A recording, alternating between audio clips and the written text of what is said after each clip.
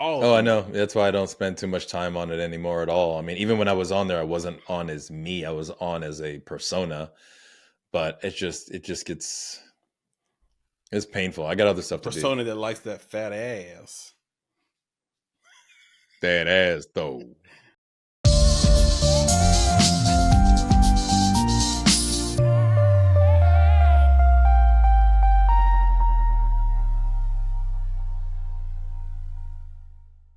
Hello, Chris here with another episode of the Make It podcast. And with me this week is my co-founder and podcaster extraordinaire, Nicholas Buggs. Nick, say hello. What's up, folks? As usual, it's good to be back. Absolutely. And joining us, of course, is the one and only producer, Papa Bear, hanging out with us. Papa Bear, say hello. What's going on with you, man? Hello. Everything. What made you choose the rocks in the background? Well, stoned. Okay.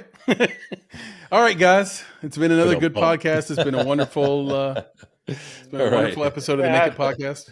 It's been a rocky day. No, I There knew we go. that was the way I was gonna drop that one, man. Come on, you stole that one from me. It's sad that you both were going to drop that. Yeah, that is not hey, drop worthy. Okay. Hey. You know, But we did it. Can we did start it. this over? No and in way. 5, no 4, way. We 3, did it. That was 2, beautiful. 1. Stoned because he had a rocky day. He's stuck between a rock and a hard place. I mean, come Did on. he eat some Rocky Road ice cream? Okay. Boo. Let's go. Boo. You can't boo me after those two jokes you guys just did. Mine was sarcastic. So yeah. We enjoyed ours. What you guys were doing. We enjoyed that. Was, Let's get into some housekeeping. Little housekeeping. Last chance for everybody to go buy VIP badges or any type of badge for the Nashville Film Festival. Wherever you are in the world, if you're flying into Nashville between the 19th of September and the 25th of September, you have to drop in on this festival. It's one of the best things that Nashville does. And we have, I think, 150 movies screening, really great films this year. Always have a rocking opening night and closing night party, so make sure you get tickets to that.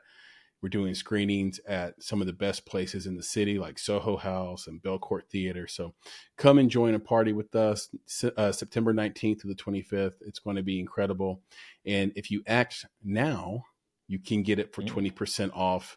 The code is Bonsai with a capital B. So BONSAI 2024 exclamation points. Let me say that again. And editor Kate, maybe you can throw this up on the screen. Throw it up. Yeah. The screen. I hate when people say that, but then I say it. So again, that 20% code is Bonsai with a capital B. So BONSAI 2024 exclamation point for 20% off VIP badges at the Nashville Film Festival. Nick, any housekeeping for you? You got anything?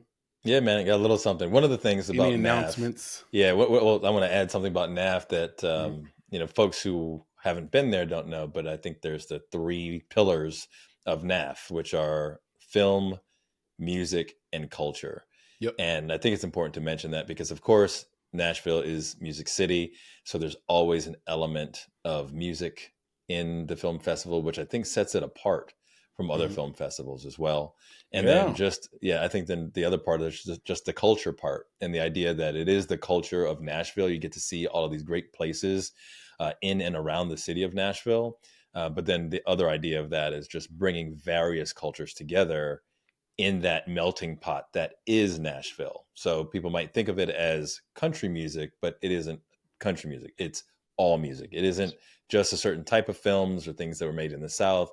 You're getting things that were made internationally by a variety of different types of artists. So it's film, it's music, and it's culture. So definitely check it out. It's pretty amazing. Did you guys see the announcement, by the way, from Sundance today? Oh, what was where that? They announced the 3 host cities. I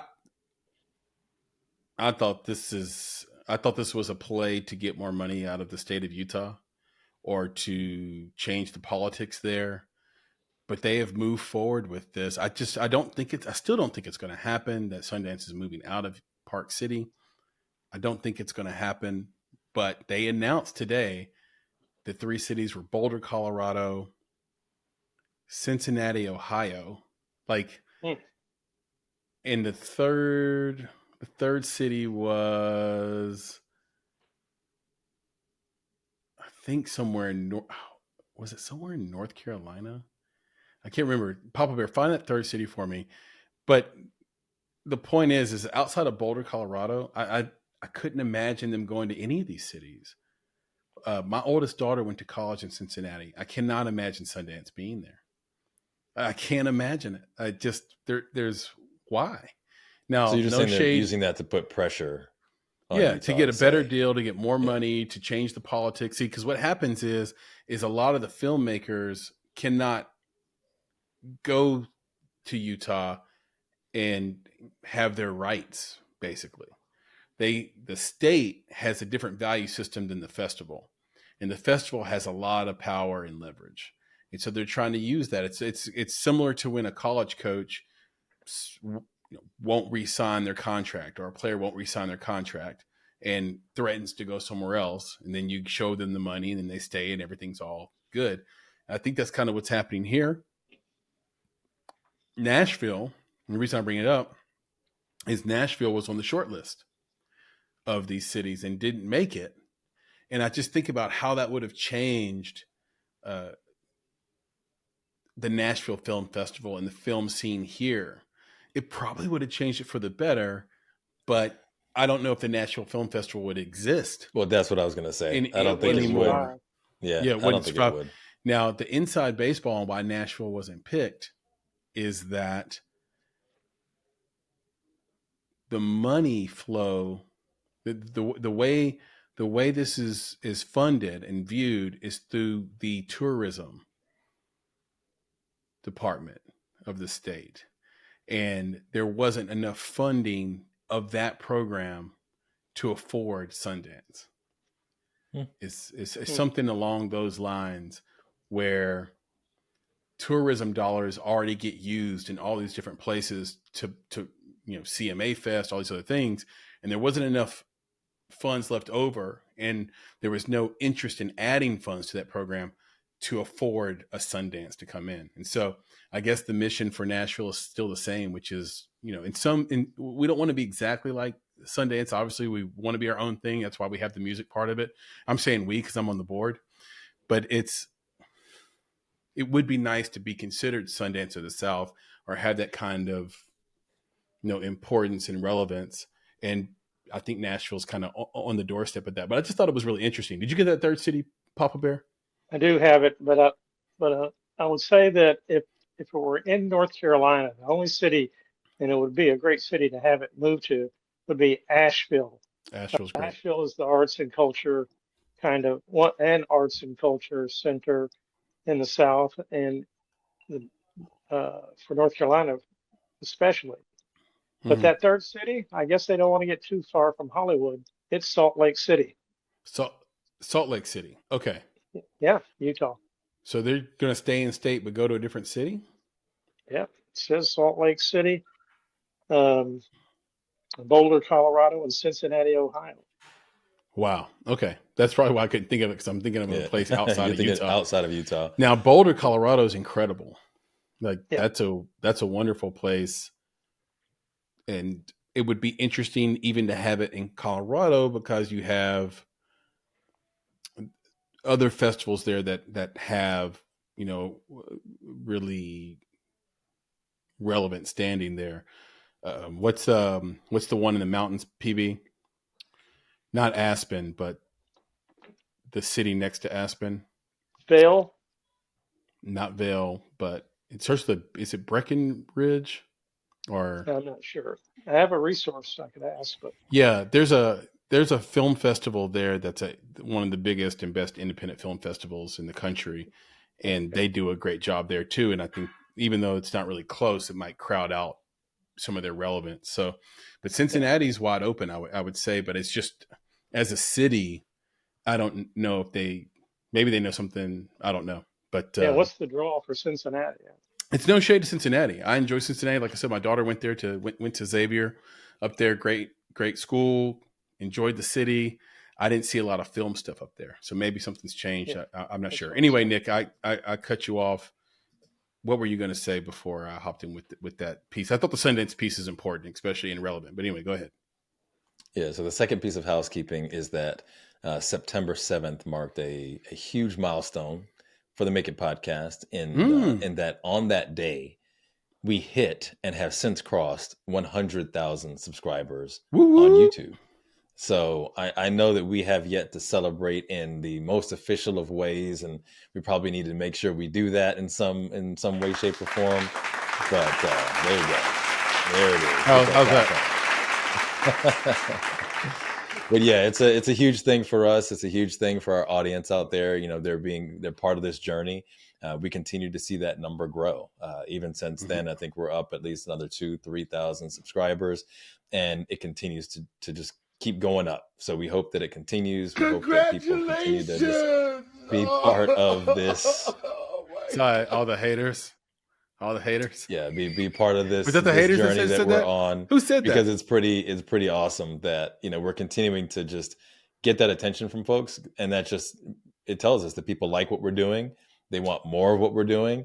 They really like us. They really like our guests. So it's awesome. It's the guests for sure. It's a confirmation of you know, all the quality stuff that we're trying to put out there for folks. So yeah, we're just happy to see it, and we're happy to see that we're on our way to that next 100,000. So it's pretty amazing. Congratulations! Did you hear that again? Oh my God! Are you guys hearing that too? Well, if you push the button, then was that the ops? I think those were the ops saying that. All right. Anyway, yes. That is incredible news, and I appreciate that. Guys, we got to figure out a way to celebrate this. I think, you know what's funny? I think when we hit 300 episodes, we threw a party at my house. And so maybe we should throw a 100,000 subscribers party. It would be very last minute, but maybe that's the thing we should do. Yeah. I think you should just go ahead and invite all 100,000 subscribers to the house. That's possible. See how many show up.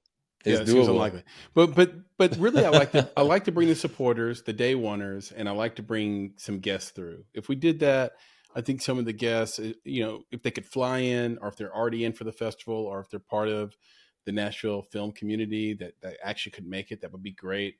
I think maybe in the future, what we'd do, Nick, is we'd do it somewhere big, central, where anybody could come, like in LA or New York or in Austin. Maybe we just have a little shindig there, do a live show, and do it that way. We could also stream live to YouTube, I think, and celebrate.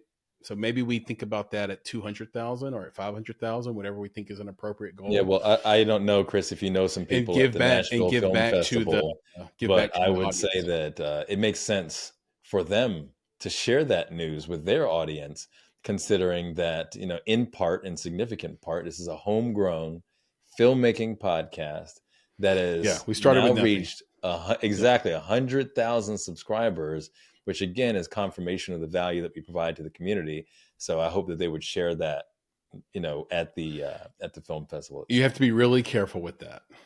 That's the only thing I wonder why. I would hope that would happen, but on the board. But you have to be really careful because when you're on a volunteer board, you cannot sort of be seen to be getting. It's just a yes, it's bad optics to be getting some sort of kickback. Or now, if they want to show bias and favoritism to it on a personal level, right? Like in their personal lives, personal feed, not speaking for the festival, I think that's totally appropriate. So looking at you, Randall Foster, Jason Padgett, Nick Barnes, you guys, if you want to do that on your own, please feel free. Okay. Papa Bear, can you lay out some news for us? What's the news? Well, I guess the biggest news of the week of late is the passing of James Earl Jones. Yeah. You know, he gave life to the characters Darth Vader, Mufasa in The Lion King, Mufasa. he also, huh? Mufasa, Mufasa. Mufasa, and Mufasa, Ufasa, Mufasa. Um, he also had Golden Globe Awards, Emmys, Oscars.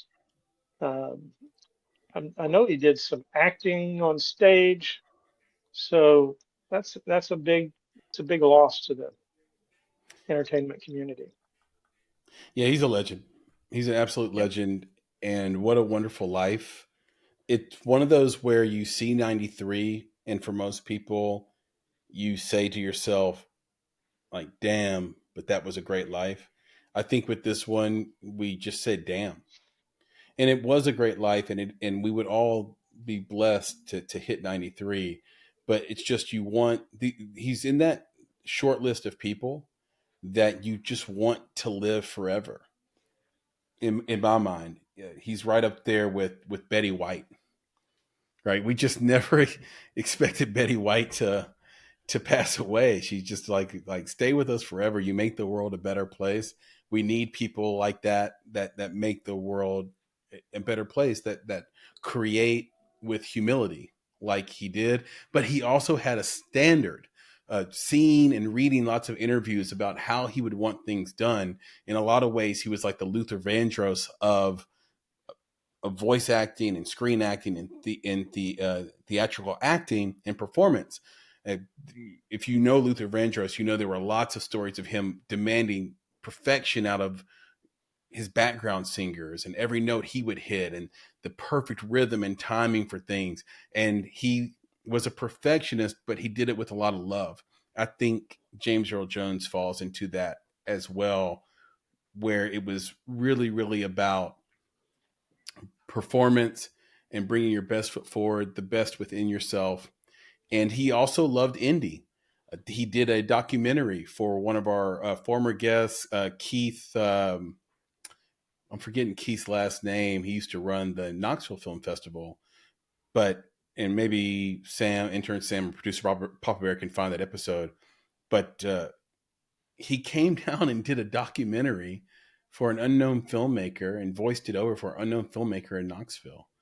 Like, that's tremendous.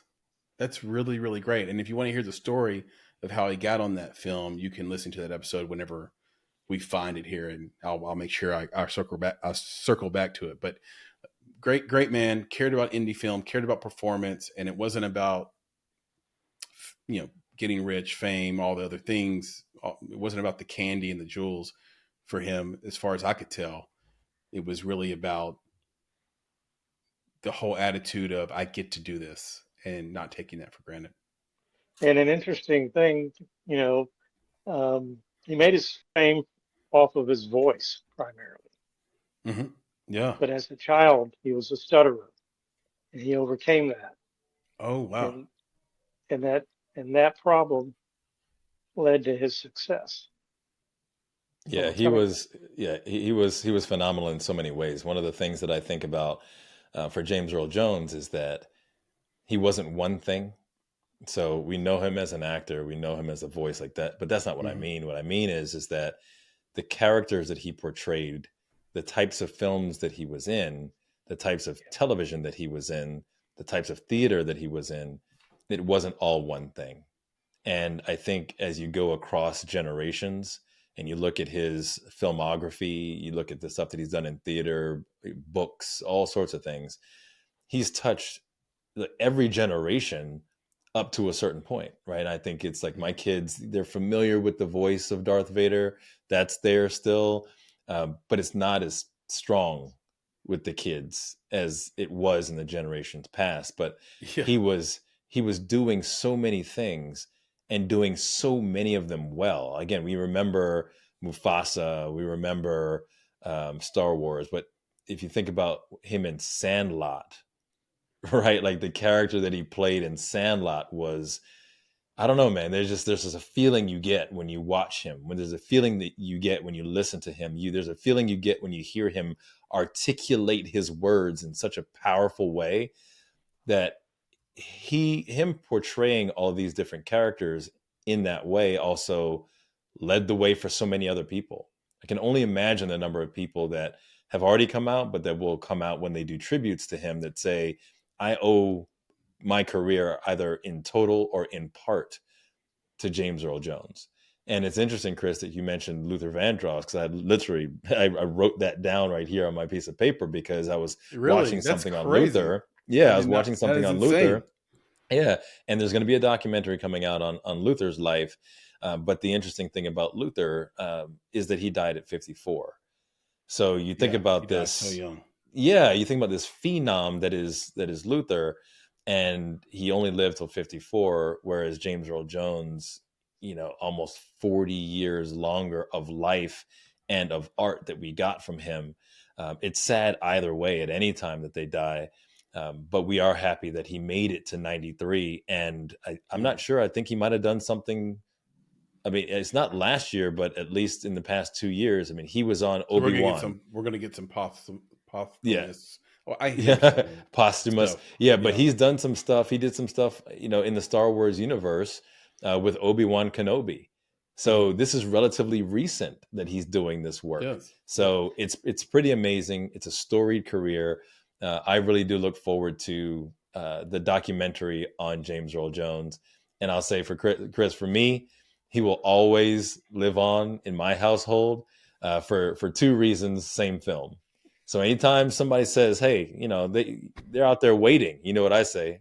Let them wait. I'm talking to my son. And then the second one is always in my head. He centered the movie. He grounded the movie. He did. And when I think about this other one, it's one of my favorites. It's I had always assumed you had sex with your bathers. I know I do. It was just great. Spot on, by the way, bro. That was great. Dude, I love it. That was amazing. By the way, that episode I was talking about before, the guy. My apologies to you, Keith. It's Keith McDaniel, former executive director of the Knoxville Film Festival. He's also a historian. I love Keith McDaniel, cool dude. His film was called The Clinton 12. And that's the one where you can hear James Earl Jones narrating that documentary.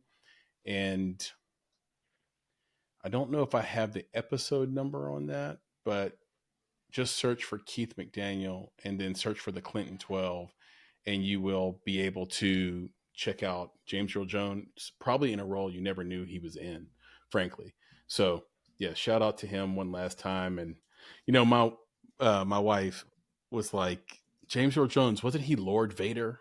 I was like, oh. Yeah, well, I mean, they do some people do call him Lord Vader, so like, but that's not a thing that everybody. No. Yeah, no. It's like, oh my goodness, that just never mind.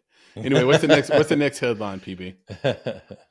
Well, the next headline is the box office, the worldwide box office. Headline rundown.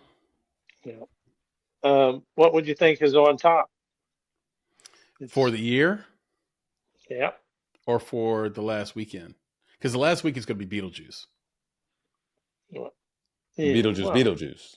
Oh, yeah, Beetlejuice. There was somebody tweeted something today, or whatever it's called, posted something today, that they hope that...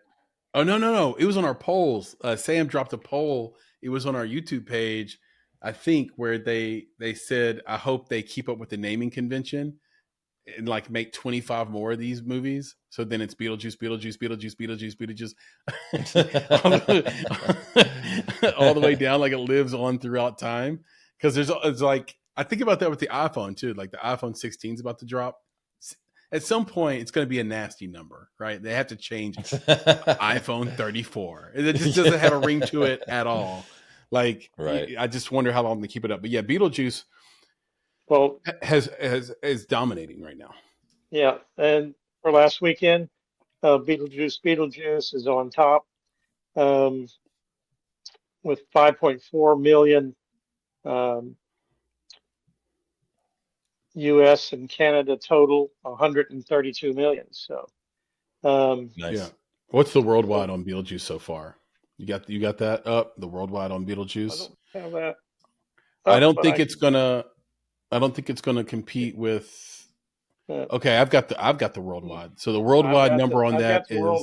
worldwide, Okay, what but is it? Tell it to us. it's everybody's. It's not from this week. No, it's for From the year. What's the for worldwide the for the year? Yeah. uh, I've got it. It's 167,000 so far, and it's been out one weekend. 167. I'm sorry, 167 million, and it's been out. And it's been out one weekend. So yeah, it's not even in the top 200 yet. the top 200? Worldwide for No, this year. no, that's wrong. It's in the it's number 19 worldwide box office 2024. Oh yeah, there you go. Yep. What is going? What? Hold on. Can we just time out? Just time. What? What's going on Knew with it you, was Papa coming. Bear? Papa Bear's got a little small phone he's looking at, and They told me you were this colossus. You were supposed to be this great thing, and yet you have a phone. well, I've got. So yes, it's number 19. I just zipped past it because it was right next to Beekeeper, and I saw, oh, Beekeeper. Oh, the Beekeeper. Beekeeper's 20th. So yeah. So that's pretty good for one weekend. Already number 19, 167 million. And I think there was a lot of hubbub about, I think maybe 2 months ago, there was a story that came out of basically Wall Street where it was like movie industry, theater industry reporting 9-10% down from last year. And for those that don't know, basically how guidance works is if you're a publicly traded company, you tell everybody what you think you're going to make per quarter and then what you think you're going to make per year, and they compare that to the year before. And the interesting thing that's happening is first of all, you're comparing, if you're in 2024, you're giving guidance against 2023, which had two of the biggest box office smashes of all time during the summer. And it really carried that year. We're really understanding that now more than ever, that Barbie and Oppenheimer really carried 2023 in almost not quite a black swan way, but it may not happen like that again, where those two movies are sort of coupled together so closely and make so much money, and without competing against each other, because they're about completely different things, they are competing against each other, where society is saying, yeah, I'm more of a serious person, I'm more of a historian, I'm more of a Nolan person. Okay, I'm gonna watch Oppenheimer. And then other people saying, I'm more of a nostalgic person, I want to take it easy, I want to be entertained at the movie theater, I'm going to Barbie. And that drove that box office. So what's happening this year is, yes, it's down compared to that historic year, but it's beating guidance, which means people are coming back to the theater. And I have some thoughts on this, but before we get deep into this conversation, let me bring in intern Sam. Intern Sam, welcome to the podcast. What's up, guys? How's it going? What's up, Now, intern Sam, maybe you should tell people why you're qualified to give the opinion you're about to get. Can you just tell people how many movies you watch at the theater in a given, let's say, quarter? So 3 months, sorry. So 3 months. So I'm able to hit like one a week really consistently. Last year I did 56, I think.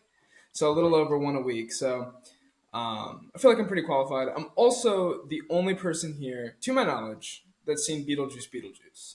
This is, for sure. So, I can weigh in. You win there. You win there. Yeah, it's not much of a victory, but I'll take them when I can. Yeah. Well, let's dive into that, man. All right. So, what do you think? I think, looking at this like on like the box office as a whole, I think that this year is already obviously performing far better because I think it's a lot more balanced. I think we're finally getting away from that kind of drought that was still plaguing a lot of 2023. Mm-hmm. I think 2023 had films that got moved because of the strike as well. Mm-hmm. And so while that year was really pulled up by Barbie and Oppenheimer, I feel like 2024 has been able to be more mellow. You know, we had releases like Dune at the beginning of the year that did very well. That's a good point. Inside Out 2, almost obviously. Forgot that Dune came out. Yeah, I mean, and it did extremely well, especially for the comparison to Dune 1. I mean, I think it Papa was Bear, is Inside Out 2 the biggest movie of the year so far? Inside Out 2 is on the top of the worldwide box office this year. There you go. Yeah. It's made a Billy. Anyway, go ahead, Sam. Well, I was just going to say, I think that Dune 2 was that leader until Inside Out 2, which I don't think anyone Yeah. would have predicted. But I think it's interesting. So I think we're getting some, successes in different kind of weird spots. And I think that we're at a really strong spot with kind of releases and how they're doing and how the box office is performing, especially going into what is the high volume time of the year, being fall. I mean, we still have big releases like Gladiator 2 and Wicked, which release on the same day. I don't think it'll be quite a Barbenheimer, so to speak, but I think that still could. It could be an interesting thing to look at, though. I mean, those are two tentpole releases. I think it will be. It's almost like extended summer, because I wouldn't traditionally call fall a high volume time for movies. It's getting into award season. You usually got movies that have less known actors in them, smaller budgets, and theaters don't do as well between September and December. But they're extending summer, right? Beetlejuice just released, and like you said, Wicked's going to crush. It's going to do well. Yeah. It's going to do really well. And then basically there's a dip until your Christmas, Halloween, and Christmas movies come out. Right. And a lot of times those Halloween movies just don't do what they're supposed to do. But I think we're actually going to have a lot of really good scary movies and horror movies this year. So it will be interesting to follow this for the rest of the year. I think that horror is kind of having a big moment. I mean, horror movies always do well, especially when you look at their budget in comparison. But even you look at the release last year, Blumhouse released Five Nights at Freddy's, which was always going to be a success. But, I think from there, you see the path. And, we had Long Legs already was a smash hit. And Maxine did really well, especially compared to its budget. And so I think, like, looking at something like a Smile 2, like, that's going to perform. Smile 1 performed. You know what I mean? And so what a premise, by the way. Oh yeah, it's crazy. Especially it's crazy that's I don't know if you guys have seen the trailer. It's kind of off topic, but the trailer for that versus the trailer for Trap are like the same idea. It's the same principle behind each trailer. So like it's just super confusing. But yeah, I mean I think the box office is in a super firm place, and I think looking at the release schedule for next year is insane. Like but wow, what's happening with what is making? Are there a lot of Sams out there and we just don't know it? Like, what's making everyone go to the theater, in your opinion? I think Barbie did a lot. I think Barbie did a lot for turning. This is a concept I've talked about at one of my film classes, but I think that Barbie did a lot for turning the theater back into an event. So kind of taking it from this idea of just I'm going to go see a movie, which is how I treat it. But, I think most people just sort of kind of forgot about it, especially after COVID. There wasn't a lot of really good stuff for a couple of years there. And so I think Barbie brought back this idea of let's go to a movie. Let's do this. Let's make this an event. And then once people were back into it, they were kind of reminded of the experience of it. And so I think they're more willing to go now. It just took that. You had to break the seal. And I think Top Gun Maverick was also responsible for that, as was Avatar. That was fantastic. Yeah. Way of the Water, where they were, to a lesser degree than Barbie, but these big releases that sort of encouraged people to come out and come back to the theater and sort of make an evening or make an event out of it. Yeah, I think a lot of it's organic, and it's back to what you said, earlier, Sam, about and other things that were happening at the time. It's just we're getting out of that now, right? Mm-hmm. We're going back to wanting to be with other people, and I think that even the theaters, I know around me, they're all changing into different experiences, right? You can order food ahead of time, and they're going to bring it to your seat. It's different. They've offered all these new options. I don't know about the theaters near you guys, but like, man, every time I go, it's like I got to pick. All right, do I want to watch this thing in IMAX? Do I want to watch it in 3D? Do I want to listen to it in this premiere sound? The seats are all leather. They all recline. Like all these different things where it's just they're making it better. They're inviting us in. So not only do you have a lot of movies that are doing well, but we want to be out there with each other, with friends. I think still the theaters are like the centerpieces in some of these town centers. I know that a couple places that are near me, it is literally at the center of all of these shopping centers where people go hang out, right? There's a boardwalk, there's a man-made pond or lake that's there. People jog around there. There's music playing, but right there in the center of it is the theater. So I think that's also part of it. It's just we're wanting to get back to where we were before, which is it is like you said, Sam. It's part of that experience of dinner and a movie, or we go out and hang out and watch the live band. Dinner in a see movie. a movie, right? You know, dinner in the movie, right? So I think that's what's happening. And I think it's great to see that. You know, whether it's For sure. we talk about the box office itself and what they're doing with movies. It's just great to see people back out there hanging out with one another, whether it's, you know, at any age really, or going as a full family to see these things. So I'm excited about it. I hope it continues, and I hope we can keep away any of these new I don't know what's the next one, the monkeypox, and they got all these. I'm like, yo, just well let's not came go back in there 24. again, you know? It didn't stop anybody, and I think people collectively said within the society, I don't care if I get this. Right. I've gotten it a few times already. Had it 3 or 4 times right. already. You know, I really feel that people are saying that without saying that within a certain demographic of people. Of course, I think there are people who should not get it. Absolutely. Right. I think also I agree with what you're saying, Nick, for sure, and you as well, Sam, in terms of there being a confluence of things, an aggregate of things that are all giving us this outcome. But I looked at some ratings over the last weekend. As you guys might know, the NFL season kicked off in earnest this last weekend, and it was the largest ratings they've ever had. And football is already the highest rated show on any channel wherever it plays. If you look at the top 100 shows from last year, 93 of those shows were football related. One of the 7 shows that were not football related was actually related to football because it was a show that ran after the Super Bowl. So it got huge ratings because people had just finished watching the Super Bowl. So in a way, 94 of the most popular 100 shows from last year were football related. Now we're in 2024 and it has the highest ratings ever. Well, what's the cause of that? It's a friendly distraction. As human beings, we hunger for human interaction and engagement and friendship. We really can't live without one another. That's always been true. Football is something that brings people, especially domestically, together. Internationally, it's soccer, but it brings people together, and maybe basketball, but it brings people together, and movies do that as well. They bring people together. We are hungry for something that isn't related to what's happening this year, which we all know. And Kate, you can bleep this. So bleep. Yeah, bleep it, because YouTube is wild about that. I can't even say those words. But we want to not have to focus on that. That is hurting our brains a little bit. It is causing anxiety. It is causing stress. We have no good options, it feels like. And because of that, where can we go to get away?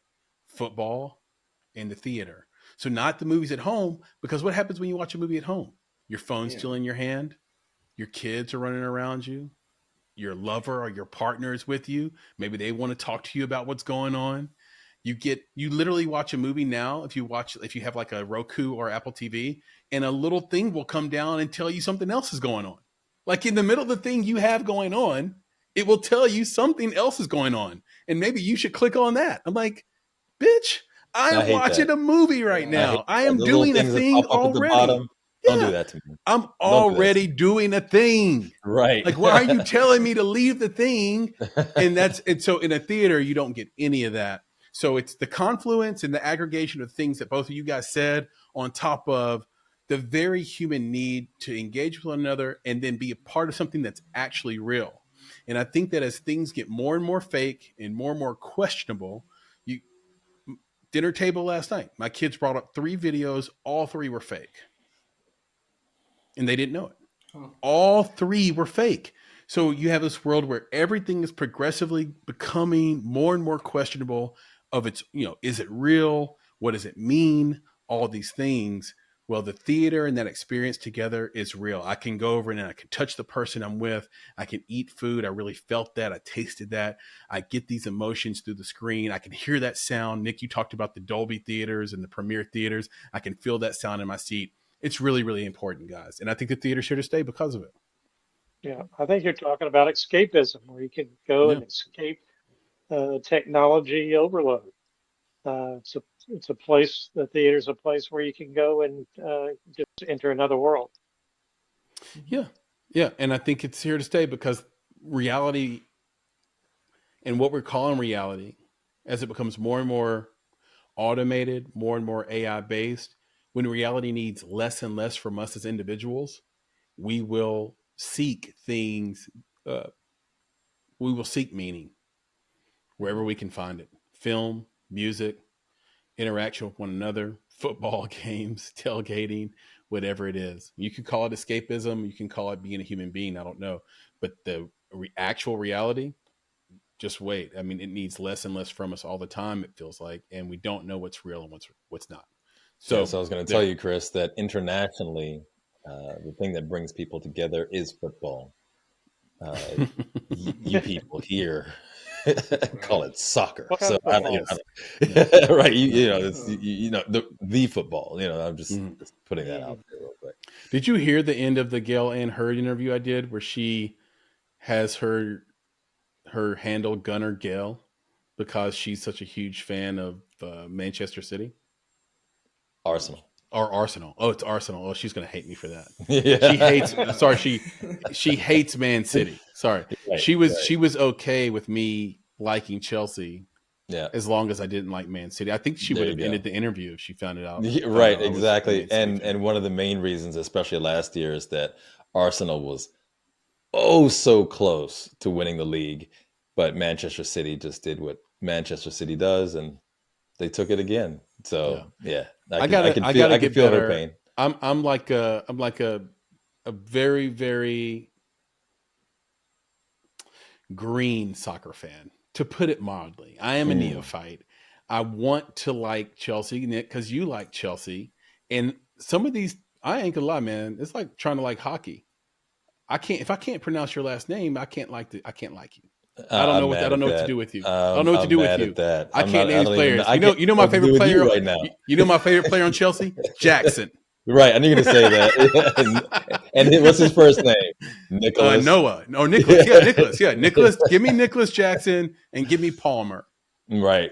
I can name those two dudes. Those are the two dudes I'll watch. When they're not playing, I just turn it off. No, I can't read the jerseys. Yeah, it's such a wonderful sport, man, and you can definitely get into it. It's great. Chelsea's a great team to support. I'm blue through and through. So maybe I'll rock a jersey on the episode one time. Blue hat, blue balls. Hit us with some polls. Hit us with some polls, Sam. Give us some polls, man. It's crazy. All right. So we got a couple good polls here. We'll start with the broader of the two. And we'll kind of refine down a little bit, I think. Okay. So this is one I'm actually pretty passionate about. I think that this is an interesting outcome. But passion. Which animation studio is the best? Okay, so options coming in at a proud number one is DreamWorks at 71%, followed by Pixar at 18%, and then Illumination at 6%, and then Sony Pictures at 5%. I'm actually surprised at those numbers. Sony is underrated. Yeah, but I'm surprised at those numbers with Pixar. I think Pixar I thought it would have been much higher. I thought it would have been even close to a tie between that and DreamWorks. I'm just like, yo, it's a landslide. I know that's weird. Crazy. Honestly, DreamWorks is what got my vote. I love DreamWorks. I think their hit to miss ratio is significantly better than Pixar's. So is this about the movies they make, Sam, or is this about the quality of their animation? This was based on the movies they make. Yeah. So okay. Which I guess could kind of. That was the intention. What was the actual wording of the poll? Because then it's probably interpreted by the user, right? The respondent. So what you said, which one was the best? That was That was the phrasing of the poll, correct? Right. So it could have been an animation for one person, one respondent. It could have been something else, like story. It could have been movie for or story for another. Yeah. Exactly. And it could have been relevance. Like, what was the most recent that they've seen from either one? Does that will impact the respondents as well? But still, Minions just came out, so you would think Illumination would have done. And so did Inside Out 2, the highest grossing film of the year. Exactly. So that's what I'm saying. I thought that would have been the thing because it's most recent, but DreamWorks got it. And I think in the poll, Sam, you gave examples of films. Yep. So what were the films that you gave for DreamWorks versus the ones that you gave for Pixar? Pixar, I know I labeled Toy Story and Cars. I know for DreamWorks, I put out Shrek. I know Shrek was one of them. And I think it was Shrek. Yeah, People love Shrek. I'll pull up the poll. What about, didn't they do the Dragon movie? They did do How to Train a Dragon. I ran into a character limit on that one though. Okay. What I love, Sam, is The Boy and the Heron. That movie made me cry, and it was really beautiful, really, really well done. I recommend anybody that has the time, and if you like animated films, or even if you don't, go watch The Boy and the Heron. It's a really great movie, and I don't know if that movie was made by any of those studios. No, and I love the style of the animation. I think it's hand drawn by what's his name? He's like a master. I'm forgetting his Miyazaki. His name. Miyazaki. Yes. That is a Ghibli movie. And this is just Western. Like if we wanted to get in the weeds, I think I'm not exactly sure what his production company or what company he works with, but Makoto Shinkai, I think, is one of the greatest directors we have working today. He made Your Name and Suzume, as well as a few other movies. But really, Your Name and Suzume are incredible. I truly would recommend those to anyone. Some of the most beautiful imagery I've seen in a film. I mean, every second of those is breathtaking. Spell the first one. Your Name? No, not Your Name. The other one. Suzume. The one we can't say. What do you say? What's the second one? I said Your Name first. Okay. So Suzume is Suzume. All right, I'm about to. Oh, I know this. I know that name. Okay. I think I had a chance to watch that, and I didn't. So now I'm going to. You definitely should. I'd highly recommend that one. Yeah, for sure. If you'd asked the question, which of the animation studios had made the highest grossing film of all time, it would be Pixar, and it would be Inside Out too. Wow. Okay. It would be Illumination second though, because I think that this result lineup here is interesting. I do think Illumination should be dead last, but I don't think that's without saying Illumination. I think Illumination gets a lot of unwarranted hate. Despicable Me, I think is fantastic. I think it's just limited. That's my thing. If I think of Illumination, I think of Despicable Me. I mean, off the top, right. That's it. So it's Despicable Me, it's Minions. So if you're talking about the best animation studio, I'm like, you only did one thing. You know what I'm saying? That's wait. You're telling me you're not a fan of Secret Life of Pets, Nick? No. Come on. Nick, now Nick has never owned a pet. You're right. But I enjoyed the first one. The second one, I'm not sure. Maybe. But I enjoyed the first one. What I'm saying is, I think that's the mindset, though. You did the one thing, right? So, I got to look at the other ones and figure out how many, these other studios have done so many things across so many years, blah, blah, blah. That might have been, because I enjoyed their animation at Illumination. I do. Mm-hmm. I like what they do. I think some of their stories are cool. Despicable Me 3, I did not enjoy. But, some of the other ones I did like. So anyway, it's there's just not a lot there. Now, the other thing I'm curious about is if people were actually comparing the movies that you listed in the poll. That's what I was thinking. So I'll lay those out just so we get that out there. So lay it out. Yes. So for DreamWorks, it was Shrek and Kung Fu Panda. For Pixar, it was Toy Story, Incredibles, and Cars. Illumination was Minions, Sing, and Mario. And Sony Pictures was Spider-Verse. So that's honestly, also, Sony, I mean, again, Spider-Verse is fire. That's two bangers, as well as bangers, and they're great animations. Hey, who did Turtle? Oh yeah, Turtle. That was like Nickelodeon, like Paramount Nickelodeon. Okay. Sony also did Cloudy with a Chance of Meatballs, which is It's a really classic. great pair of films. They also did the Emoji Movie, so you can't. That wasn't any good at all. That was Right. garbaggio. So anyway, but just go back to Cloudy. Yeah, I'll give Right. you thumbs up on Yeah. All right. that.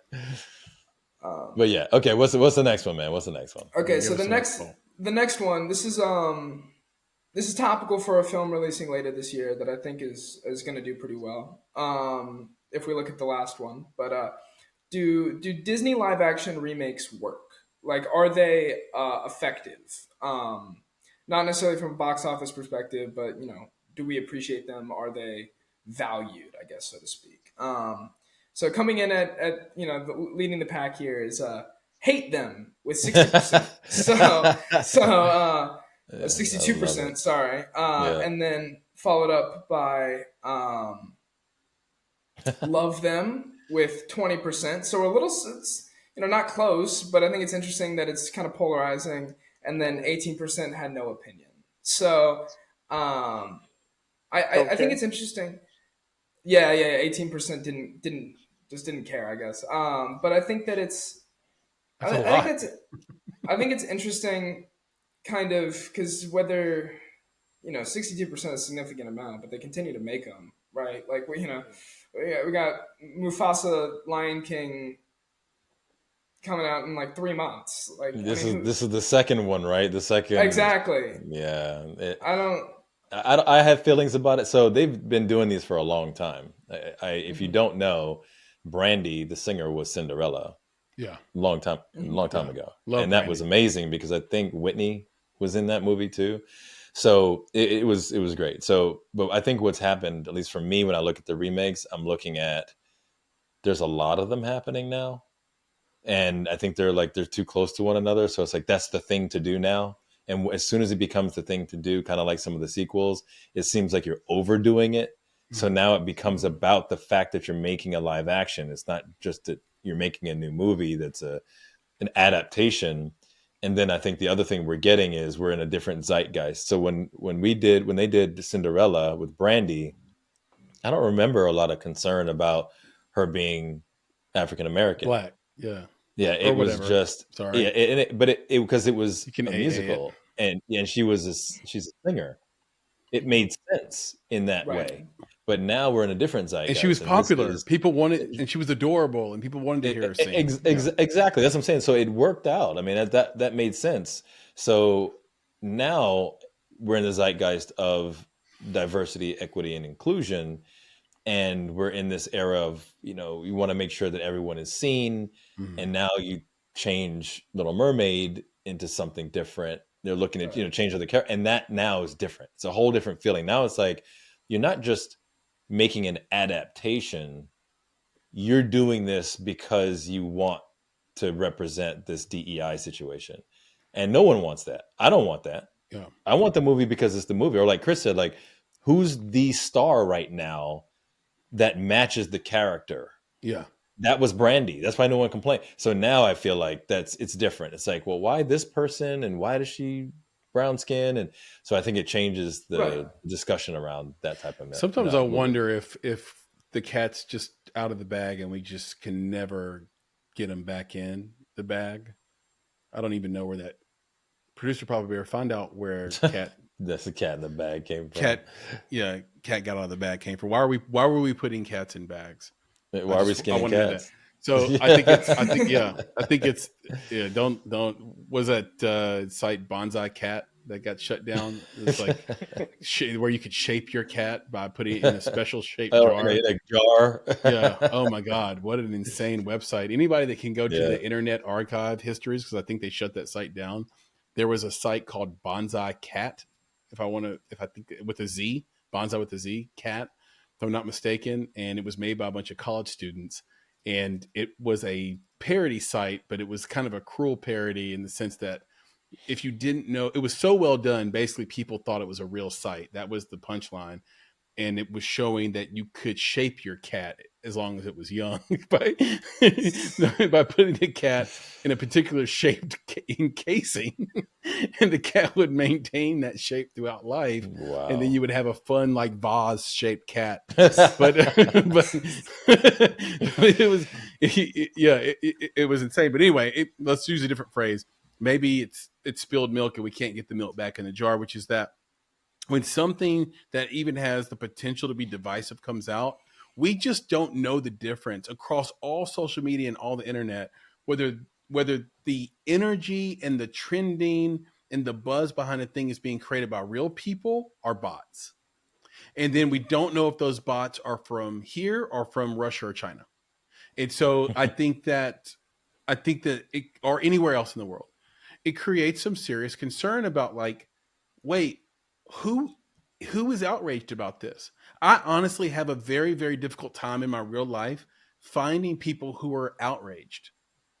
And when I do find someone who's actually outraged, I find out they're outraged by the potential bot that made them outraged. Mm-hmm. So they've already been indoctrinated. They weren't outraged on their own or their own volition. They were our own energy or concern. They were outraged because that's the cool thing to talk about.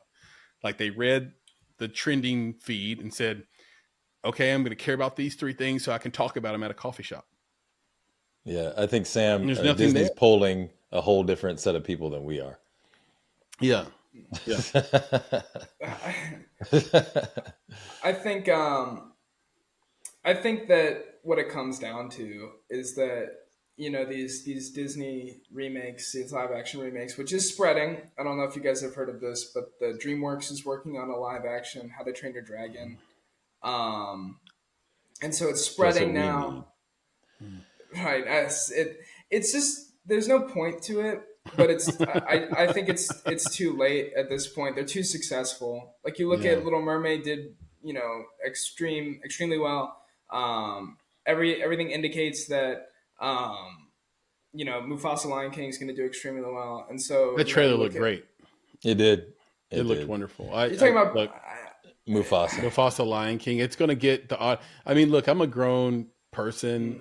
I've seen more. I forgot more movies than some people have seen. Sure. And I get what they're doing because I know what you're going to say, Sam. I know what you're going to say. Do you? I don't know. Yeah, I don't think you liked it, and I think. Oh no, well, and I right, get, yeah. but I have to look at it like, is it going to work? Right. I'm at a point in my life with music, for example, where I look at the top 15 songs on Apple, let's say, or Spotify, and I'll play them, and I'll be like, oh, I heard that before. I've heard that song 20 times by 20 different artists. I'm literally at that place. It's weird. You get that wisdom as you get older, as you have a lot of experiences. You're like, oh, this isn't original, but it doesn't mean it's not going to work. Sure, they're making it for the people who haven't got that experience, a whole different audience. So I think it's going to work. I mean, look, but you're right. It's too late. It's making too much money. We know that these live actions are made of people, and but we're still going to eat it. You know. I personally didn't like it because I'm a big proponent, big fan of Moonlight, Barry Jenkins' last film. Yep. I don't know if it's his last film, but it's his last film I've seen. It's his most notable film at this point. Right. Mm-hmm. And so seeing him, you know, do the Mufasa Lion King, it's not. Is that on brand for you? It's an interesting pick for me. I don't know. Not on brand. I think we go. He's not trying to fumble the bag, Sam. I respect it, but I think we go from one of A24's best to, you know, one of the slate for Disney.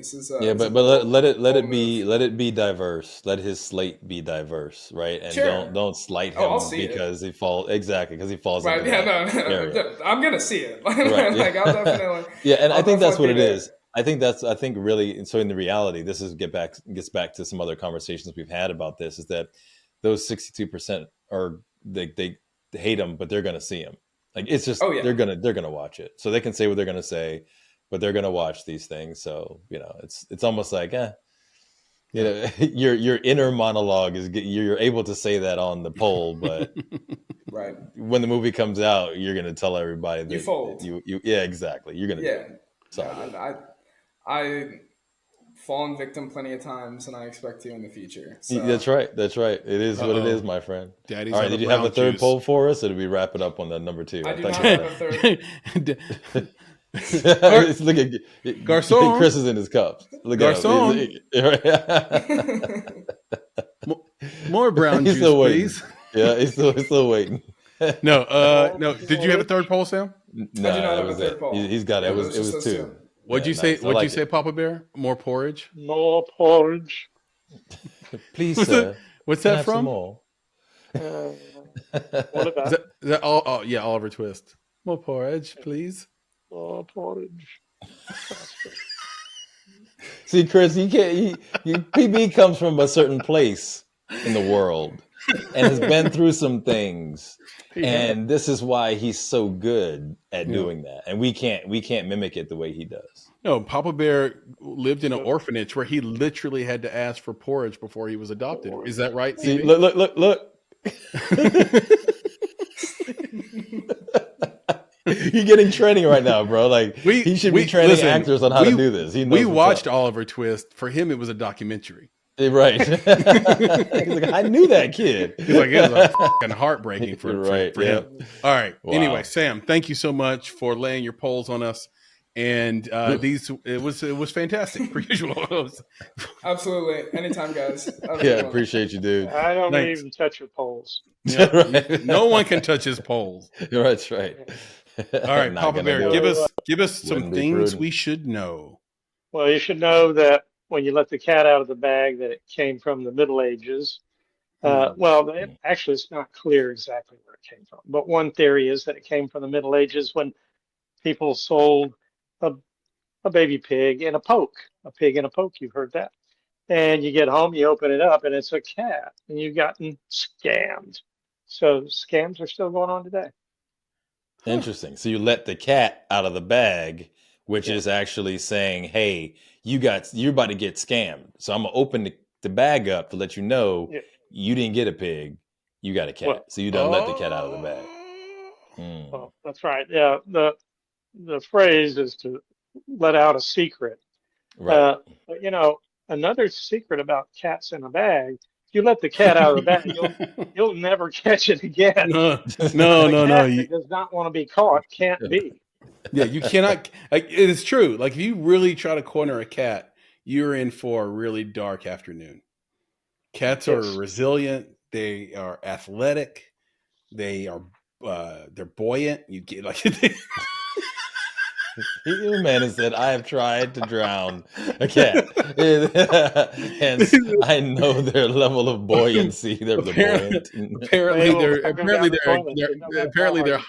highly malleable. Apparently, right? Like apparently, I don't know. Did you tell me? You don't know. Yeah, well, yeah. I've never owned a cat. So Nick, you've never website? Owned a pet, right? And I owned a cat Well, one time. I mean, I have, love cats, but not I've like always been real a dog pets. person. Yeah, I didn't have real pets. I had pets, but not real Okay. pets. Was it a rock? Nah. Pet rock. I had lizards, man. I had like newts at one time, and my parents bought me the newts because they killed my salamander. Okay, hold on. What is a newt? What is it? A newt is a very small lizard. It is like this big. So yes, newt and Gingrich. They do nothing. And I had a salamander. I had a tiger salamander. He was about that big. And when I went on vacation, my parents decided to put his little cage outside in the summer. Oh no! In the sun. Yeah. He did not survive that summer. So they were like, "Oh, here, we replaced your salamander with some newts." I'm like, "What am I going to do with those tiny little things? Like this big, always trying to get out of there. They look like little prisoners, man, trying to get out of their little fish tank." Anyway, that's what I had when I was a kid. And then after that, I was like, "Nah, I'm good." I was going to say, when you pick them up by the tail breaks off. They could, but I wouldn't do that. I wouldn't do that.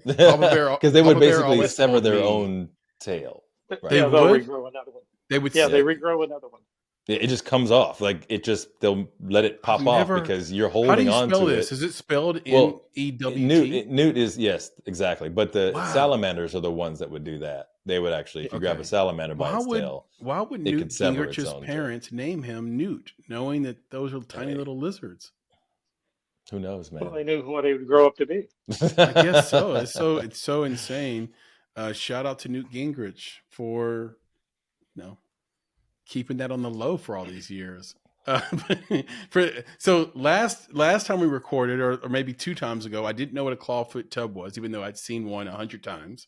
Yep. And today I'm learning what a newt is for the first time after all these years of life. This is a perfect segue into things we should know. And by the way, the most dangerous animal, I was always told by Papa Bear, was or is a monkey with a razor blade in its hand. So, nice. So that is if you see that, exit immediately. Papa Bear, give us some things we should know outside of the new thing that we already found out just now. Yep. Well, you should also know that Deadpool and Wolverine is holding its own in the box office as number 2 this week and number 2 worldwide for all of 2024. Nick holding the Deadpool t-shirt. It got blown out this week though. I think Beetlejuice did 120 million domestically, and it did like 6 million. So I think its run is over, or 7 million. But in the box, but it already did its damage. It's going to end up being one of the biggest movies of the year, if not the biggest. Maybe it'll end up being second. But it was. I finally watched it. I know this audience mentioned I haven't watched. I finally watched it, and it did its job. It did what it was supposed to do. I liked it more than Sam liked it. Did it make sense? No, the story didn't make sense to me. It didn't. It wasn't a good story to me. It wasn't that kind of movie though. It was a movie to let Ryan Reynolds and Hugh Jackman have a ton of chemistry as these characters. It broke the fourth wall a lot. It was fun. That's what it was. It was fun. It was fun out at the movie theater. I went and saw it with Sal. She hated it, but that was to be expected. Okay, Papa Bear, things we should know. Okay, and it will be arguable whether this is something we should know or not. In the popular cultural zeitgeist of today, we have the person Benito Antonio Martinez Ocasio, also known as Bad Bunny. Okay. Yep. Soccer name. How did he get his stage name, Bad Bunny? Ooh. Okay. So this is a bad. Why are we talking about Bad Bunny, PB? Well, because he's just, he's in the zeitgeist right now. He's incredibly popular. He's incredibly popular. Give me the film angle while we're talking about Bad Bunny. Give me the film reason we're talking about Bad Bunny. I can't think of any. You can't? Let me look it up here. I will tell you, he's about to be in Darren Aronofsky's next movie. That's right. That's why Bad Bunny is in the zeitgeist right now. Why we would even talk about him for any reason. Papa Bear? What is that? Well, can I give you one more? Can I give you one more? Yeah. All right. So he's incredibly popular, by the way, too. Yeah. So we're gonna get back to the bunny. Yeah, it's just now getting into the film. Yeah, but here's the thing. So I have been watching Adam Sandler movies with my family. It is fun. Yes, we did. That is their favorite by far, and it is. And we're developing a Click-esque movie right now. By the way, Ooh, I just released because it makes you think. It makes you feel like it has a stronger message than many of his other films. Yeah. And I was actually surprised that was my kid's favorite because it gets a little dark. Deeds? Yeah, we watched Mr. Deeds, but it gets a little dark, right? But they thoroughly enjoyed it. So the reason I mentioned Adam Sandler, in addition to the fact that you should watch them, if you got kids in the early teens, I mean, even like a 10-year-old could probably get down as long, because some of the jokes are going to go over their heads. But early teens, I'd definitely say this is fun watch for the family. But the reason I'm mentioning that in this context is because apparently Bad Bunny will be joining Adam Sandler in a sequel to Happy Gilmore. Yep, that's coming out, are being shot, I think, this year or now. And it's gonna have all the all the cameos you would expect. It's going to have a ton All of the people. cameos, including Dan Patrick will be back in that one again. Yeah, Dan Patrick is so classic in so many of his films. Yeah, David Letterman classically called Dan Patrick Adam Sandler's stooge, but I think they're actually friends, and I think I love it when Sandler does Sandler. You know, Yeah, I don't love all of his movies. I'm not going to pretend like I don't, but I don't love all of them. I'm not going to pretend like a lot I of do. them are good. But a lot of them are good. I think he gets a really bad rap. I think he should have won for the film he did with the Safdie brothers a couple of years ago, Uncut Gems. He should have won for that. That was bias. That was, we can't give it to Adam Sandler. Like, watch that movie. Watch how uneasy you are. Pay attention to your own self. Pay attention to your own anxiety, the way you feel when you watch it. Yeah, he's an incredible guy. He's in that category with Jim Carrey, where it's like he's got superpowers, man. He can do whatever he wants. Anyway, give us the Bad Bunny. Bad Bunny's going to be in Darren Aronofsky's crime thriller, Caught Stealing, and that's why it's popular. I like that title. That's IP though, right? That's a book. I think that's a book. It's going to be a film. Yeah, but I think it's based on a book, a best-selling book. I like that title. Yeah, I think you're going to have to give us. I think you're going to have to give us Bad Bunny. The only thing I can think of is, like, did he take some license with, like, the Playboy Bunny or something? I'm trying to. It's like, it's such a crazy name. Why he changed his name to Bad Bunny? I think it's related to what Nick was just talking about. Owning salamanders, owning newts. I think he had a bunny, and it was bad. And I think it was like his best friend, and so, I was like, almost like you know how some people have imaginary friends. He had a bunny that was like, and that bunny would be bad. It was like a bad bunny. Or maybe he was the bad bunny. His grandmother used to call him, "You're a bad buddy." But she had such a strong accent that maybe it came out and it said, "You're a bad bunny," and then that was his nickname. Can you do it? I don't want to offend anybody. Like, I was about to do it, and I was like, maybe I shouldn't. I don't know what his grandma sounds like, but I was just like saying, like, you bad bunny, you bad bunny, and it's like that's what people call him. I'm bad bunny. You just offended him. Good job. Yeah. Okay. PB, what's the reason? What's the reason why? Yeah. Shout out to Puerto Rico. Well, the shining star. When he was a kid, he was forced to wear a bunny costume. Forced and was angry about it. Forced is crazy. And the name stuck there because his family called him a bad bunny. And after they forced him to put the bunny outfit on. Exactly. I was close. His family called him a bad bunny, and then it stuck. We all did those little school plays. I'm sure it was. Who Wants to Be the Tree, right? I was the tree. Wow. I think maybe once. I was also Andrew Jackson in a turn of complete irony. Yes, my black ass was Andrew Jackson in a play, but I killed it though. I killed it. I had the hair. I have been the Easter Bunny, so I'll admit I have done that. I've been in the suit. Yeah, those you can get those suits, but no one forced you to be Easter Bunny. That's the difference, Nick. And then they call you bad because of it. After I don't like it. I mean, shout out to Bad Bunny. Shout out to I love, as everybody knows, and for owning it. Darren Aronofsky is like my favorite, so I can't wait to see that. I know he's got the Elon biopic coming out. Can't wait to see that. Darren Aronofsky has a lot of stuff in the pipeline. We're going to hear a lot about him in the coming years, and Bad Bunny's one of the most likable people of all time.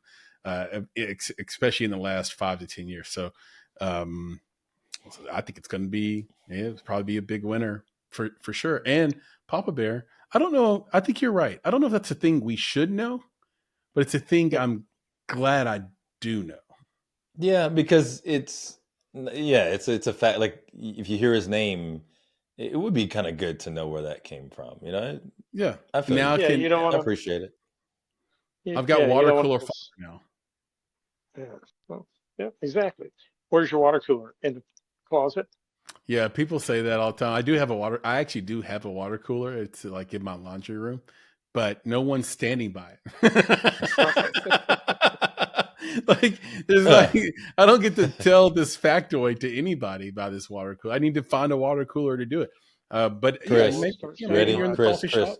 Maybe you're with I the kids. I got you for your Okay. for another feature film. I mean, excuse Okay. me, another short film. Okay. It's going to be very, very short.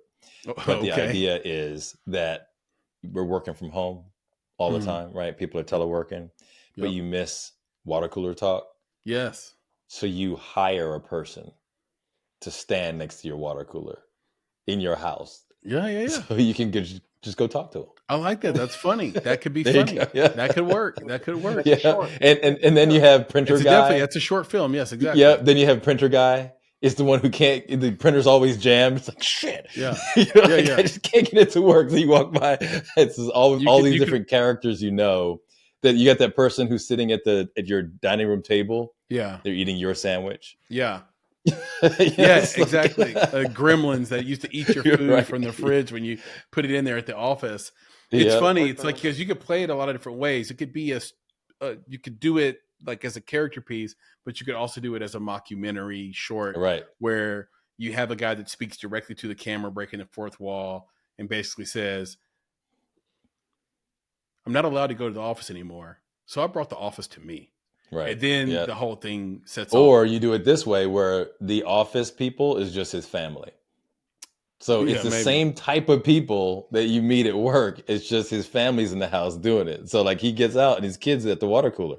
Hey, bud, how you doing today? Right. And they're sipping on their coffee together. You have your 5-year-old walk to the table and ask them where the TPS reports are. There, exactly. Exactly where where they go, Dad. Yeah. Where are anyway.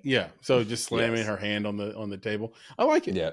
And Papa Bear, I like these things we should know. Thank you very, very much. Appreciate you, PB. Appreciate you.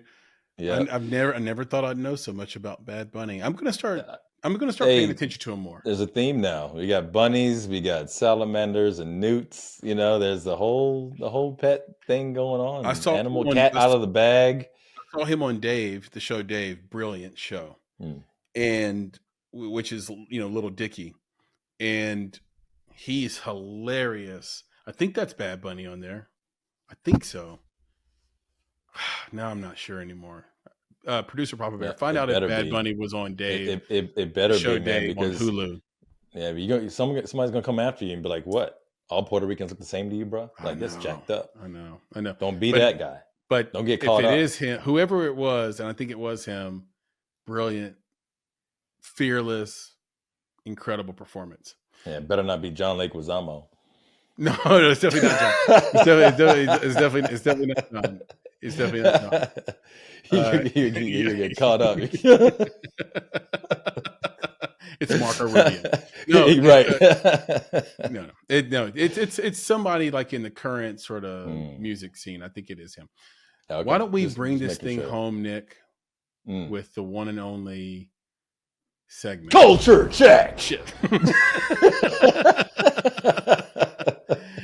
Yes, culture check. Hit us with. Yeah, man. Bring us home with a culture check. We gotta do it, man. Because the deal is, one of your favorite writers, Neil Gaiman, is in the news, right, for all the wrong reasons. Yeah. There's a new situation, new Me Too situation. I don't even know if we say Me Too anymore, to be honest. Yeah, do we? I don't know. But there are, sexual assault allegations against him from 2 women dating back to at least 2022. Mm-hmm.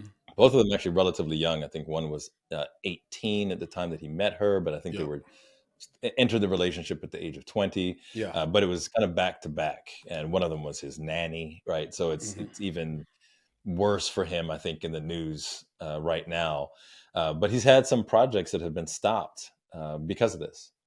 And in addition to this happening, right? So I'm watching all of this going on, and they're putting his stuff on hold. And I remember a number of other things that were happening recently, or the past couple of weeks, months, and years, where other people, their work got stopped because of allegations, right? He hasn't been proven guilty of anything but the allegations, and they've stopped him. So my culture check really isn't about this specifically, and the films, the movie, should it be stopped, should it not? We've had conversations about that before. It's really about, this is one of your favorite writers, and does he become less of a favorite writer because of these allegations?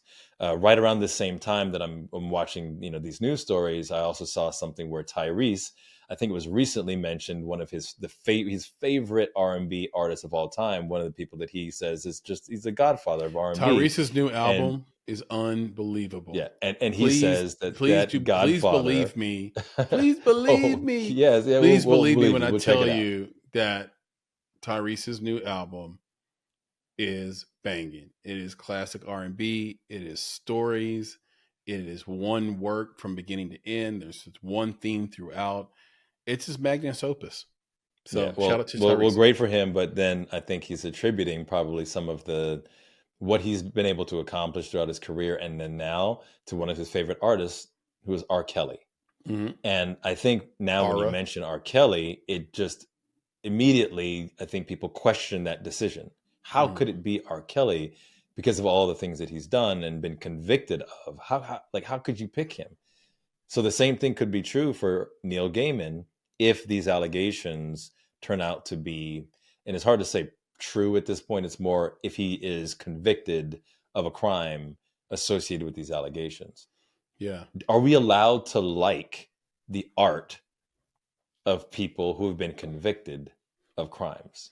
Or even accused of it? I mean, I think some of that freedom to, I shouldn't use the word freedom, but some of the acceptance for that is kind of dwindling, it feels like. But I think you have to decide to either care or not care about that in terms of like your consumption. I think about Elvis. I think he met Lisa Marie Presley when she was 15. Now, I don't think they got married until she was 18. I think, nothing happened apparently until she was 18. And here's the thing.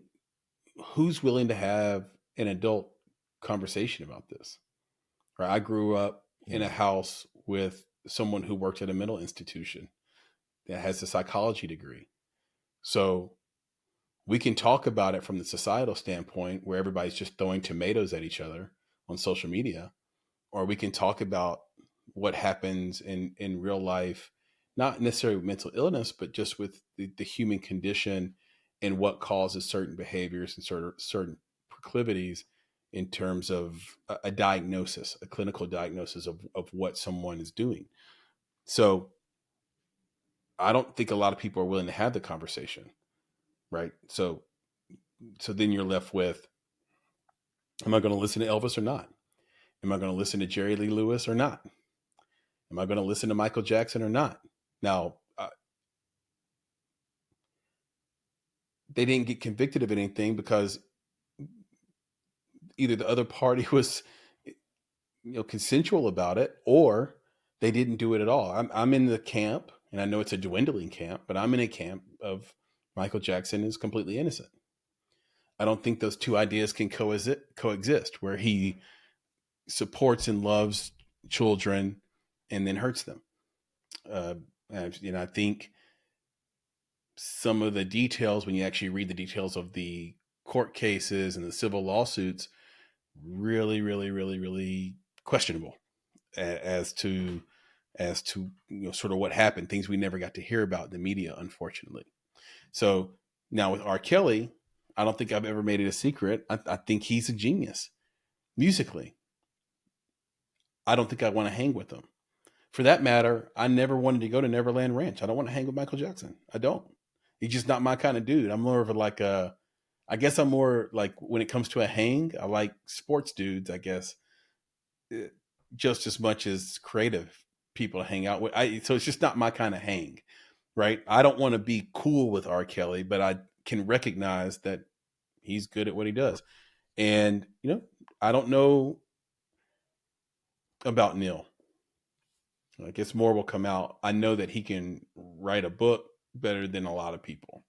And I know that it doesn't make me a worse person because I can recognize good writing when I see it. The last thing I'll say about Neil's case is that we were always taught just by listening to Dick Gregory.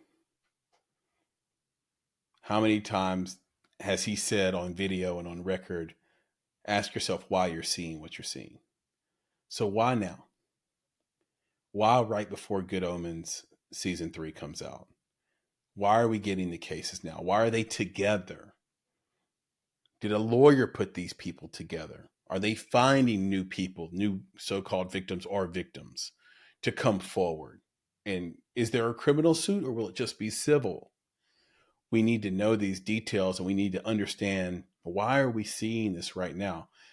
And it's a really wild thing to read the Deadline article on this, because on one hand, the girlfriend is saying we were in a consensual relationship for a long time, but one time we had non-consensual rough sex. Wow. What do you make of that as an impartial reader? Like, how many people listening right now have been in a relationship for a long time and tried some things sexually that you don't want anybody to know about, and you're not sure how it went? Is that a crime now? I don't know, but it's crazy to read the Deadline article, first of all, and understand that there is that dichotomy there. And then you scroll down to the comments, of which there are many. Of course. And all the comments say, Good Omen 3 better come out. Every comment, they're like, man, do not kill this show. So the question to me, outside of sort of, can I enjoy him as an artist? I'll just give you the answer. Answer is yes. I know how to parse the person from the art. Yeah. But and the other question that's is exactly what I do. But go the ahead. other question is, should a show be killed because one person has an allegation? I go back to Aziz Ansari. Like, he had a bad date. People that loved Master of None, he was the only one that worked on Master of None. Alan Yang worked on that too. Like, now his career's over too. Like, or not, or his show's over, I should say. His career's not, I mean, he's too talented. But his show's over too. Like, does everybody have to like pay the price? Every actor, every crew member, the DP, everybody? Like, we have to stop setting the city on fire. It can't be a tragedy of the commons when one thing happens to one person, when we know how collaborative film and TV is. So yeah, and the other side of it is, the other side of it is guilty until proven innocent, because you are treated like you're guilty, or you can't work. Your projects and the project, and like you said, your projects that affect tens of people, and potentially hundreds of people, are now being halted because of this. It's just, it doesn't seem to make business sense to do this. So you kind of wonder, like, what is it? Like, what is the thing that's driving that to happen? Sorry to jump in, but that's why it's happening. It's so transparent. The whole thing is in question because they want to find out. They have an army of PR people out there right now finding out, do you care? They're asking the question secretly behind closed doors, what we're asking in front of the people right here on this podcast. They're asking them, do you care that Neil did this or is accused of this? And if the answer is overwhelmingly no, they're going to move forward with production because they know they can make the money and get the ad dollars. Yeah, and it's a crazy thing to watch them put these things on hold. I mean, I think sometimes it actually, again, back to Dick Gregory, why are you seeing this now, or why is it happening now? Sometimes I wonder if there was some contractual agreement that you love that Neil Gaiman, that is what you right? Yeah, wants to have, or he has some sort of power, and this is a card. Right, I'm gonna have to mark that clip because I said that word. All right, but yeah, I think that there's a card that's being played that says this is our way to get out of it, because there's a clause that says if you are right, if any allegations of a crime are placed against you, then this clause is enacted, and then it happens. So we'll see. We never know. I think there's some of that stuff in the background, but to answer it for myself, I separate the two completely, right? Yeah. I am not involved in any way in these people's lives. I to a degree don't care, right? I'm just That's not for me to know. That's not for me to be involved in. And that's not the part of their lives that I'm consuming. I will continue to tell people that The Cosby Show is one of my favorite shows, and my family watches it or used to watch it on repeat, and will continue to watch it, and the spinoffs, right, of A Different World. So they will always mean something to me. Michael Jackson's music will always mean something to me, and I will continue to play it. The Chocolate Factory is one of the greatest albums of all time from R. Kelly, right? So yeah, I'm okay with it, but I think that there is and to your point, I'll just bring back a point you made earlier about the bots. I really do believe that some of that social vitriol is actually the bots doing that, because I think they've been trained and conditioned to respond in that way when these types of things happen. So basically, you're supposed to hate R. Kelly because of what he did, and the bots are just reinforcing that. So all the hate that Tyrese might get, a majority of it might potentially be false to begin with. Yeah. So I think that's really what's going on. But yeah, I love him too. I mean, as far as his art is concerned, R. Kelly, Bill Cosby, Michael Jackson, and then I think for you, Chris, like you said, Neil Gaiman, despite what this is still a prolific writer. Yep, and they got the Graveyard Book that's supposed to be getting made into a movie. I hope that happens. And if he did these things, we'll find out. There'll be a trial, there'll be a case, and the victims, if there are victims, will get their day in court and get their chance to say what they have to say. I mean, I think about, Deshaun Watson, who's same situation, where he, when you read the details of that case, it's like, oh, he clearly has a kink, and you almost, I don't see, this is one of these things where if you want to have that adult conversation about this stuff, this is something I would probably say to producer Papa Bear in private, but it's like, you get the sense that at some point in his life, definitely somebody did something that sexualized him when he was young and created that power dynamic. I like that quote, that old Oscar Wilde quote, which is that everything in the world is about sex except sex. Sex is about power. And when you see these cases, that's what you're looking at, that power dynamic. Neil Gaiman with 18-year-old, okay, 18-year-old, I'm not judging it. If she's into it, you're into it, you're both adults, great. I actually think, my sister had a baby at 15, my oldest sister. She ceased to be a child at that point in almost everybody's eyes. She was 16 years old. She was conceived at 15, gave birth at 16, conceived at 15, gave birth at 16, but she was an adult. She was more mature than other 18-year-old or 19-year-old girls that we knew. She had more maturity. And so these things are case by case, but nobody wants to hear that. Nobody wants to acknowledge that. The thing I would look at there is say, is it because you had power over this person where they felt they couldn't really speak up to you or feel like they were equal to you or things like that? So those power dynamics is really what these things end up being about. Same with Deshaun Watson. It was about, he had a pattern and you're looking for those patterns. So that stuff will come out, but it doesn't change his talent. And this is a tale as old as time, man. It's been happening for a while, but this is a good culture check. It's a good culture check. And it's there's no, it's one of these things where there's no great answer. Even the answer we gave, which is how we feel, it's not it's not an answer that makes you feel good, because you definitely don't want to support, no one's going out and buying copious copies of Mein Kampf and the art Hitler did in Austria. But if you like that art, let's say, and you put it on your wall, and then later you found out it was Hitler's, see what I'm saying? It forces you to contradict yourself. It forces you to say something against you. It forces you to create an ad hominem attack on yourself, right? And so we just have to be honest that, okay, if you remove the name of this person and the person who did it, does it stand alone as a piece of art that you like? Yes or no? And to me, that's how you have to approach it. Yeah. Like I said, I separate the two.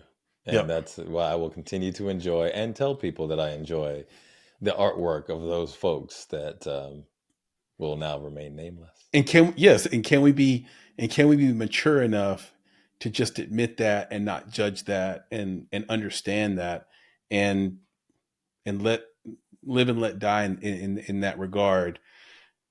And this documentary I just rewatched, The Social Dilemma. Everyone should go rewatch that. It's great documentary. And in that documentary, it talks about the fact that a lot of the machine learning bots that have been created, none of the engineers, or very few engineers, almost none, know how they work. They built it, they trained it, but how it does what it does out in the real world, they can't control it. They have no idea what it does. So, for example, Microsoft let out its first bot, AI bot, I think, and when one day it became a bigot. It was sexist, it's racist, it was, and that's because they had no idea that would happen, and they didn't know how to control it. And so, what you brought out about Tyrese, people being mad at him, could it be bots? Absolutely. They have no idea what these bots. They release these bots out into the wild, and then they live and exist as profiles and real people, and they can't control it. So anyway, this is very good. We're going to wrap up. I have a treat for you. And if you've noticed Nick swatting his face. Yeah, I was just going to say something. He has a fruit fly that's flying around his office that he cannot, Mr. Miyagi. Yeah, I was going to say, well, I don't want to. I was going to say, I told everybody before we started recording, I was like, look, that little bugger is in here, and I'm trying my best not to just knock crap over. I'm literally about to, like, the mic, I got a cup of water. I'm about to knock everything over to get this little bugger. I'm trying my best. I'm being calm about it. Don't destroy your studio. Nah, man. I have a little treat for you, for all those people out there that identify with me, love American football, and understand what I'm saying about why it's so difficult to love international football or soccer. See, I love soccer, but the international game, this is why. Oh, can we play the Gary Miller soccer breakdown? Right now? I think we should just do it just to maybe pick people's spirits up a little bit here. So here we go. We're going to play. Okay, this is when Gary was at the mothership, and it's a soccer breakdown in 3, 2, 1. Enjoy. Soccer breakdown in 3, 2, 1. FIFA, soccer's governing body. 3, 2, 1. FIFA, soccer's 3, 2, 1. The red card has become the calling card for this year's tournament. 7 ejections for 3, 2, 1. Witness Romania's Ian Bladu against the Swiss. 3, 2, 1. Cameroon's Rigobert Bananyag. 3, 2, 1. Cameroon's Rigobert Bayangang Bayanyang Song. 3, 2, 1. Cameroon's Rigobert Banyangzong.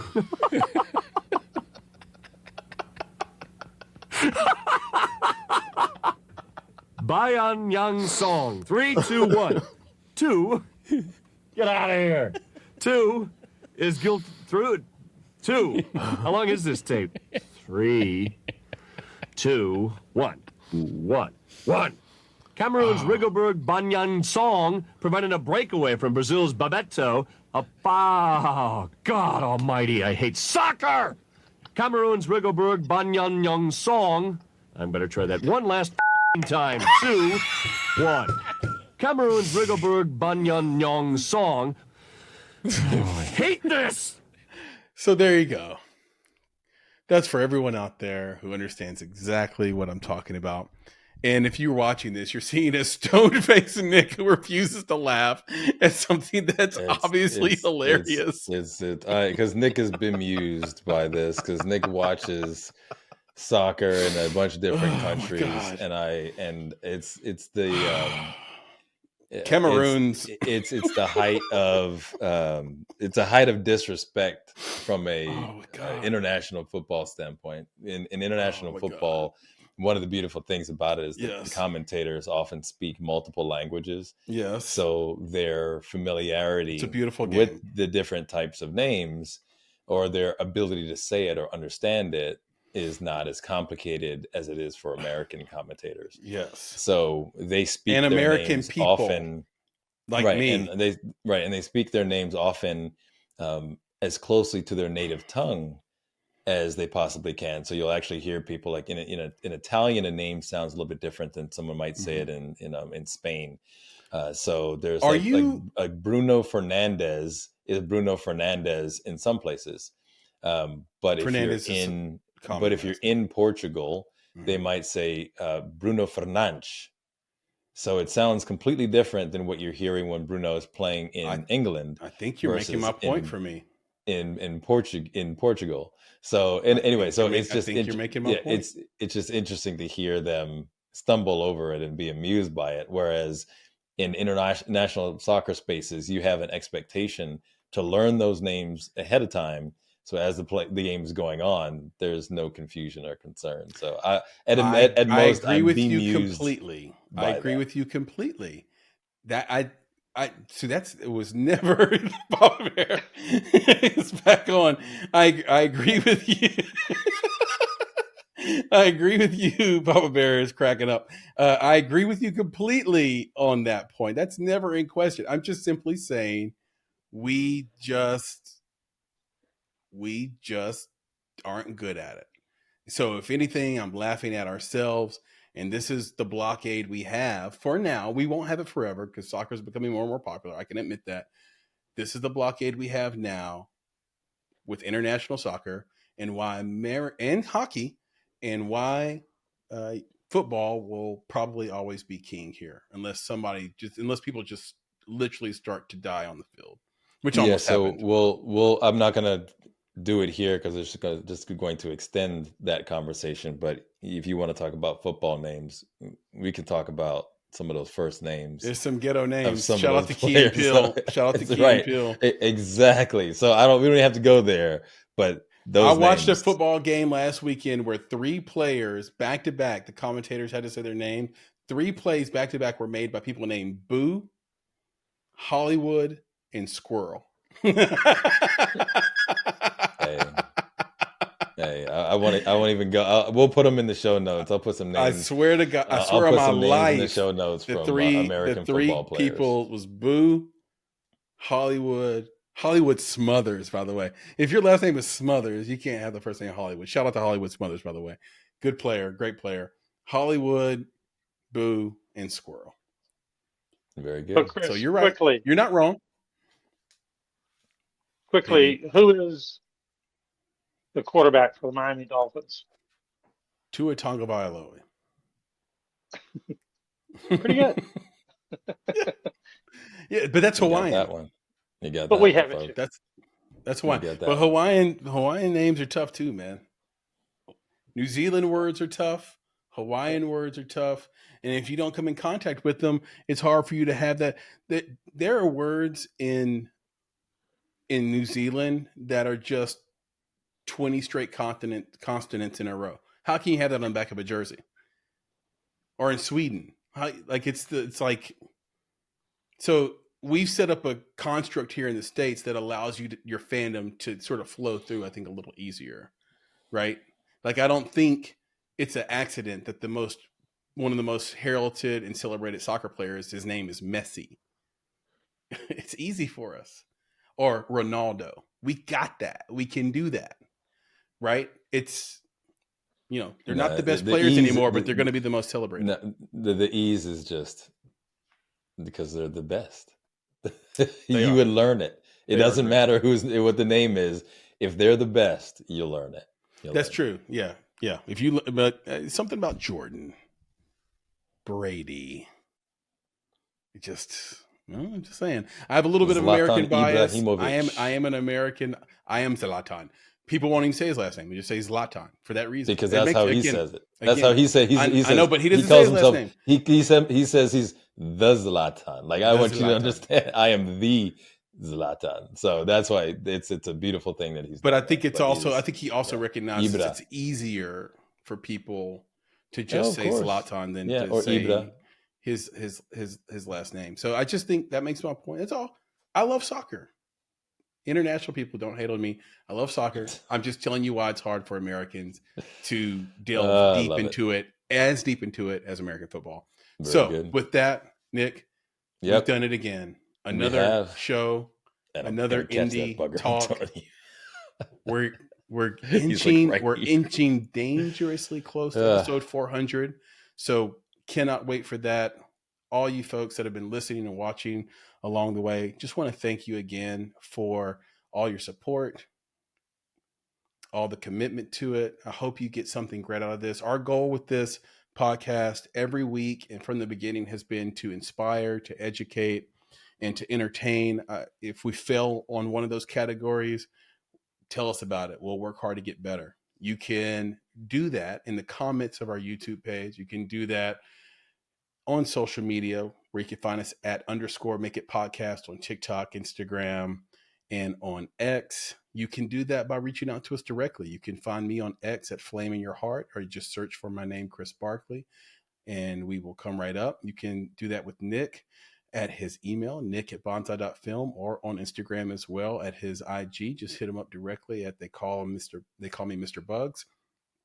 And we answer 100% of these things. So we do want to engage with you. We do want to get better. If you like what we did, don't like what we did, we failed on one of these initiatives to entertain, inspire, or educate, just let us know. And we'll work on that. That's how committed we are to it. We're going to keep this thing going for a long time. We got no plans to stop. So if you want to know even more about the Make It podcast and what we've been up to, enjoy our back catalog, any of that stuff, you can do that at bonsai.film. Or you can do that at themakeitpodcast.com. We also have a newsletter. You can subscribe to that. It comes out every 2 weeks. It's called Indie Insights. And that's at bonsai.film/subscribe. Last but not least, we have some wonderful hoodies, t-shirts. It's starting to get a little cool outside for some people. You can grab some incredibly soft, really lush hoodies from Cotton Bureau, our partnership there. Go to cottonbureau.com, search for the Make It podcast. You'll see our store come right up.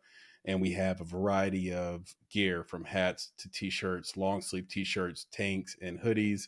And we have, I believe we're up to 8 cities now, Nick. We have at least 8, maybe 10 cities.